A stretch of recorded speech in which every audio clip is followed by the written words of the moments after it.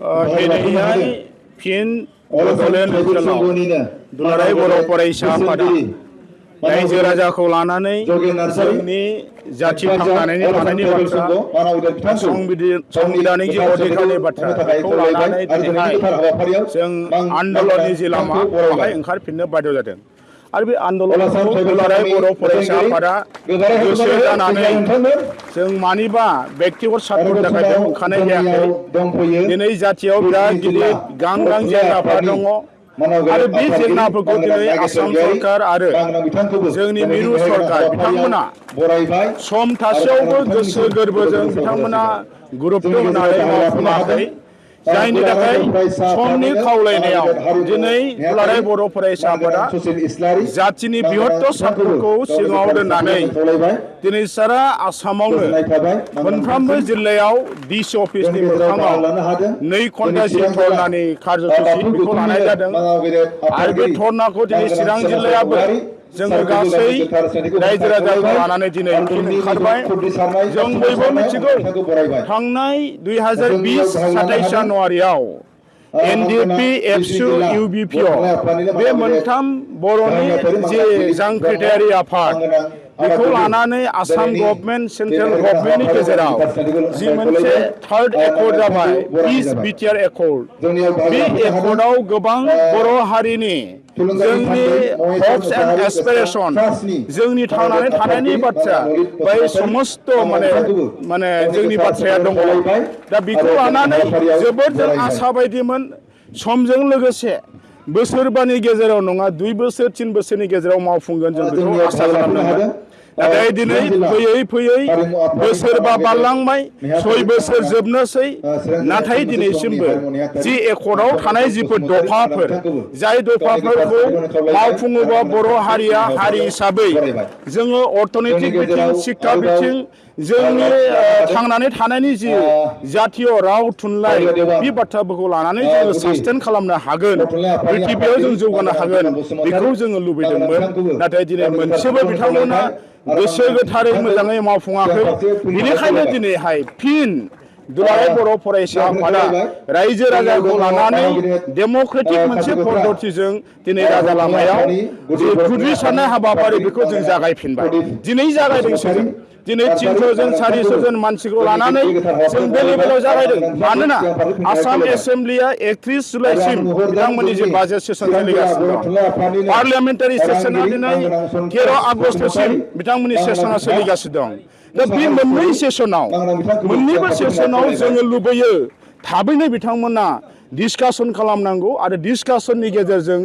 समस्याफोरखौ समाधान खालामनायनि पारमानेन्ट जोंनि जि सलुसन बेखौ स्टेट गभर्नमेन्ट आरो सेन्ट्रेल गभर्नमेन्ट आरो दानि खुंथायाव थानाय भारतनि प्राइम मिनिस्टार नरेन्द्र मदि, भारतनि हम मिनिस्टार अमित शाह, आसामनि chief minister doctor Himanta Biswa Sharma बिथांमोनखौ जोङो गोख्रोङै खावलायदों जाहाथे बिथांमोना इमिडियेट सम थासेयावनो जोंनि जेंनाफोरखौ सुफुंनायनि जे मोनसे इतिबाचक जि सिन्ताधारा बिथांमोननि जि माखासे मेन्टेलिटि बेखौ थिग खालामनांगौ जों बेखौ लुबैयो। अन्यथा एबसुआ लुबैनाय बायदि बर' हारिया लुबैनाय बायदि बिथांमोना जोंनि प्रति सिन्ताधाराखौ खालामाब्ला राजनैतिक सार्थनि थाखायल' बिसायख'थि फैयोब्ला बिथांमोना जुदि बे बर' हारिखौ बे जोंनि इसुफोरखौ जुदि बिथांमोना मेनेजमेन्टनि थाखाय एकर्ड खालामनाय सावरायनाय बेबायदि लाबोबा जानाय नङा। जोंनो टेम्परारि जोंनो सलुसननि बाथ्राखौ जों लुबैयाखै, जों मेनेजमेन्टनि बाथ्राखौ लुबैयाखै। बर' हारिया जुग जुगान्त जों बे आसामनिनो थागिबि हारि हिसाबै जोंनि राव थुनलाइ जोंनि हारिमु जोंनि रांखान्थि जोंनि गासै बिथिं जोङो लानानै गोगोमै हारि हिसाबै सिनायथि होनायखौ जों लुबैयो। मानोना जों बयबो मिथिगौ दिनै भारतनि प्राइम मिनिस्टार नरेन्द्र मदिया बुङो सबके साथ सबके बिकास।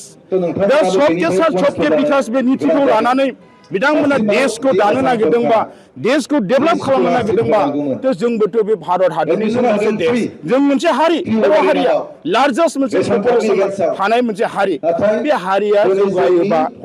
भारत देशआ माबा मोनसे खहा जागोन नामा? आसामाव माबा मोनसे खहा जागोन नामा? जोंनि डिमान्डआव जोंनि दफायाव एकर्डनि कसाव थानाय माखौबा दफाखौ मावफुङोबा आसामा असमिया माबा मोनसे नस्थ' जागोन नामा? बिथांमोना दिनै साननांगोन। दा बेनिखायनो सबके साथ सबके बिकास जोंबो सापर्ट खालामो, जोंबो लुबैयो गुबै बे निथिजों बर' हारिनि जेंनाखौ सुफुंनानै भारत हादरखौ आसामखौ जौगानायनि थाखाय बर' हारिखौबो थांनानै थानायनि जौगानायनि जि मोनसे बेबस्था जि मोनसे संबिधाननि जि जोंनि अधिकार